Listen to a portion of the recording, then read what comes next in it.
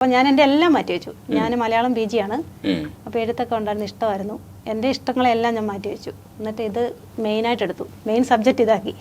അങ്ങനെയാണ് ഇങ്ങനെ വന്നാൽ ഒരു ഭാഗം. പിന്നെ അവർക്ക് കഴിവില്ലാതെ നമ്മൾ കൊണ്ടുപോയിട്ടും കാര്യമില്ല. അവരുടെ കഴിവ് ഈശ്വരൻ കൊടുത്തത് അത് മറുപുറം, ഞാൻ കൊടുത്തത് അതിൻ്റെ ബാക്കി രണ്ടുകൂടെ കൂടി ചേർന്നപ്പോൾ ഇത്രയെങ്കിലും എത്താൻ പറ്റി. ഇനിയും ഒരുപാട് ഉയരട്ടെ എന്ന് ഇങ്ങനെ മനസ്സുകൊണ്ടാകും. നിങ്ങൾക്ക് രണ്ടുപേർക്കും എത്ര സല്യൂട്ട് മതിയാവില്ല കേട്ടോ. അത്രയും രസമായിട്ടാണ് രണ്ടുപേരും അത് പെർഫോം ചെയ്യുന്നത്. അമ്മയുടെ കവിത ഏതെങ്കിലും ഓർമ്മയുണ്ടോ? അമ്മയുടെ കവിത പണ്ട് എഴുതുമായിരുന്നു. അതൊക്കെ ഒരു ഡയറിയിൽ ഇങ്ങനെ ഉണ്ട്. ഇടയ്ക്കൊക്കെ വായിക്കും. പിന്നെ ഞാൻ തമിഴ്നാട്ടിലൊക്കെ അല്ലേ ജനിച്ചു വളർന്നൊക്കെ. അപ്പൊ അതുകൊണ്ട് എനിക്ക് മലയാളം ഈ കവിത ഭാഷയൊന്നും അത്ര ഭാഷയില്ല. വീട്ടില് മലയാളം സംസാരിക്കുന്നോണ്ട് അതറിയാം. സാഹിത്യ ഭാഷ പിടുത്തമില്ല. അപ്പൊ അമ്മയുടെ ഇത് കാണുമ്പോ ഹായ് കൊള്ളാം, അത്രേ ഉള്ളു, എടുത്തു വെക്കും. തെലുങ്കിലും ഹിന്ദിയിലും ഒക്കെ പോയതുകൊണ്ടാണ് ഞാൻ അധികം മലയാളം പാട്ട് ചോദിക്കാത്തത്. എങ്കിലും ഒരു മലയാളം പാട്ടും കൂടെ പാടാം. നേരത്തെ പാടിയത് വിദ്യാസാഗർ സാറിന്റെ പാട്ട് അടിപൊളിയായിരുന്നു.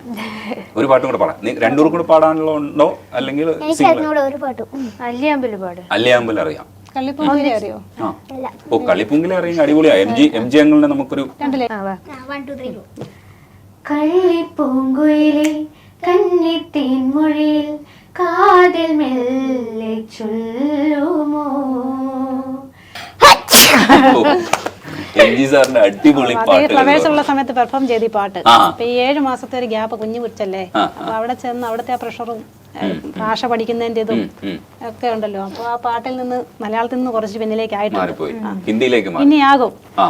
എല്ലാ ഭാഷയിലും പാട്ടുകൾ ഇനി നമ്മൾ ചെയ്യണം എന്നാണ് ആഗ്രഹിക്കുന്നത്. അപ്പോൾ അതിലേക്ക് വരും. ഒരു ഭാഷയിലോട്ട് ഒതുങ്ങാനായിട്ട് എല്ലാ ഭാഷയും ഒന്നിച്ചു കൊണ്ടുപോകണതാണ്. പിന്നെ ഒരു 7 മാസം ഒന്നിച്ച് സ്ട്രെച്ച് ആയതുകൊണ്ട് മലയാളം പാട്ട് കുറച്ചൊന്ന് പുറകോട്ടായി. അപ്പൊ ഇപ്പോ എന്നെ ഒരു ഹിന്ദി പാട്ട് പഠിപ്പിക്കാൻ പോവാം.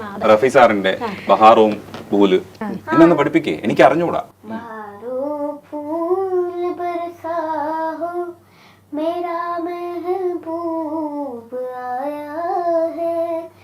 അടിപൊളി. പാട്ട് പഠിക്കാൻ ഇരിക്കുമ്പോഴത്തേക്ക് കുറച്ചൊരു ബുദ്ധിമുട്ടൊക്കെ കാണിക്കുമെങ്കിലും പഠിച്ചെടുക്കുമല്ലോ. പഠിച്ചെടുക്കുമ്പോഴാണല്ലോ സന്തോഷം കിട്ടുന്നത്. അപ്പോ ഇപ്പൊ ഏതെങ്കിലും ഒരു ലൈവായിട്ട് ഒരെണ്ണം പഠിപ്പിക്കാൻ പറ്റുമോ ചെറുതായിട്ട്? ലൈവായിട്ട്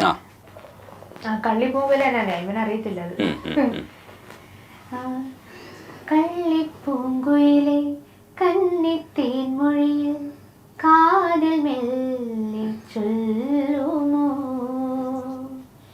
കള്ളിപ്പൂങ്കുയിലെ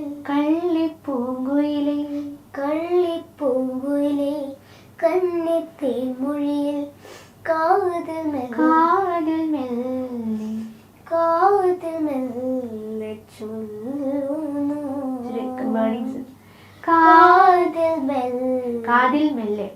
കാതിൽ മെല്ലെ ചൊല്ലുമോ.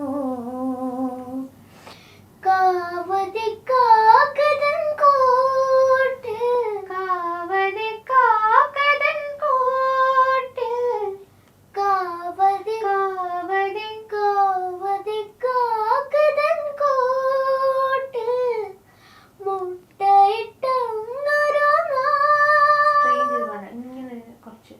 കുറച്ചൊന്ന് പറഞ്ഞാൽ നടക്കത്തില്ല.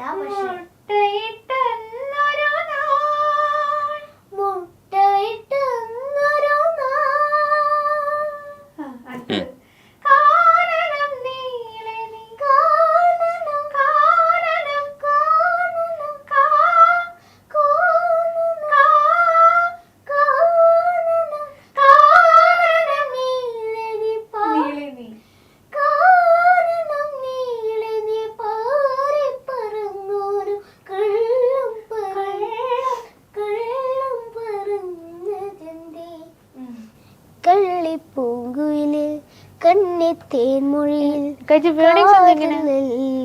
ചൊല്ലുമോ. കന്നിത്തേൻ മൊഴി പനി പിടിച്ചല്ലോ. ഇത് ലൈവ് കാണാൻ പറ്റിയത് ഭയങ്കര സന്തോഷമാണ് കേട്ടോ. ഇങ്ങനെ തന്നെയാണ് പഠിപ്പിക്കുന്നത്.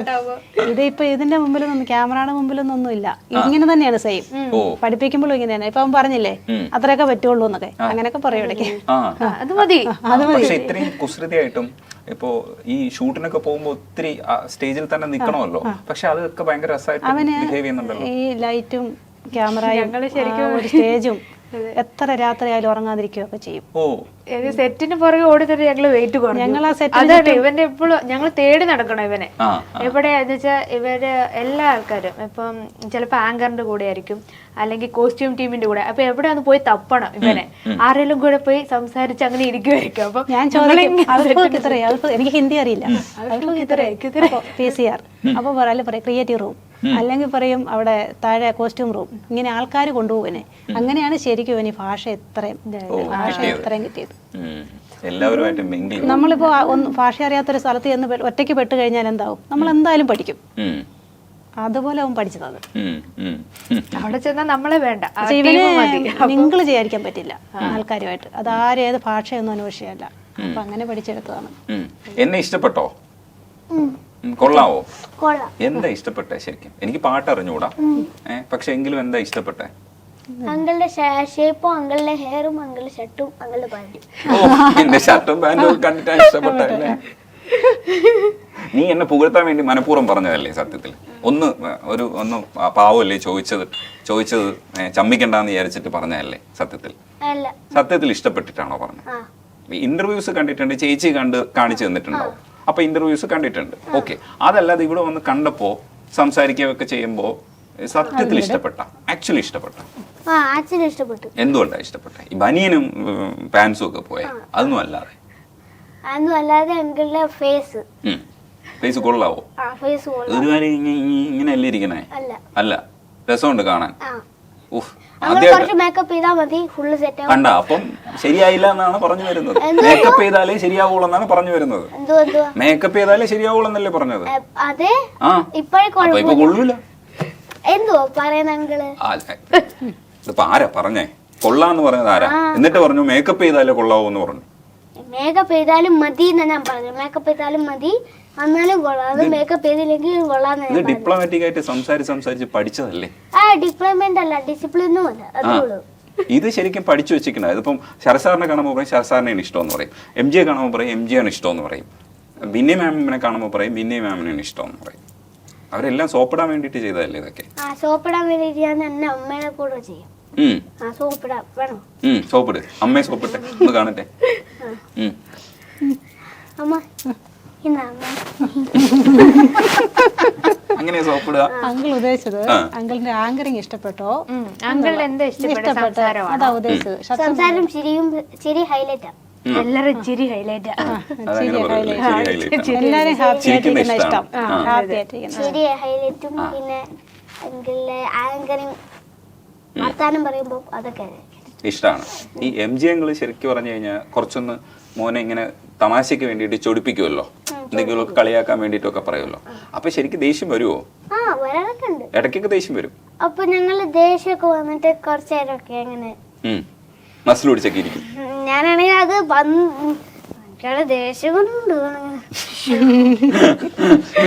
എന്നിട്ടത് മാറ്റി വെക്കും. പിന്നെ ഞാൻ കട്ട് ചെയ്ത് നോക്കും. ഇവിടെ